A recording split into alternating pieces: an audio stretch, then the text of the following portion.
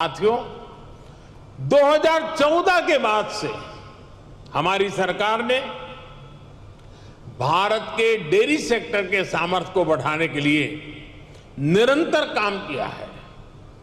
आज इसका परिणाम मिल्क प्रोडक्शन से लेकर किसानों की बड़ी आय में भी नजर आ रहा है। 2014 में भारत में 146 मिलियन टन दूध का उत्पादन होता था।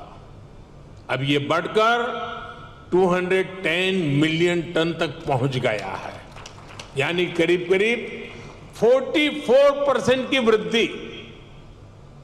आज पूरे विश्व में मिल्क प्रोडक्शन 2% की रफ्तार से बढ़ रहा है, जबकि भारत में इसकी रफ्तार 6% से भी ज्यादा है।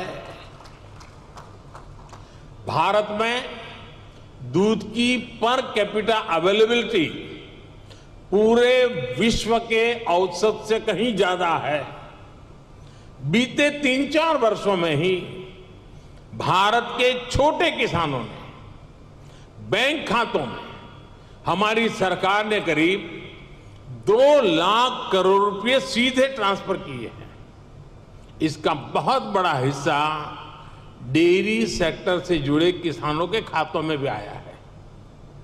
साथियों, आज हमारा फोकस देश में एक संतुलित डेयरी इकोसिस्टम के निर्माण पर है। एक ऐसा इकोसिस्टम जिसमें हमारा ध्यान दूध और उससे जुड़े उत्पादों की क्वालिटी पर तो है ही, बल्कि दूसरी चुनौतियों के समाधान पर भी है। किसान को अतिरिक्त आय, गरीब का सशक्तिकरण, स्वच्छता, केमिकल फ्री खेती, क्लीन एनर्जी और पशुओं की केयर, ये सभी आपस में जुड़े हुए हैं। यानी हम डेयरी सेक्टर को, पशुपालन को भारत के गांवों में ग्रीन और सस्टेनेबल ग्रोथ का बहुत बड़ा माध्यम बना रहे हैं।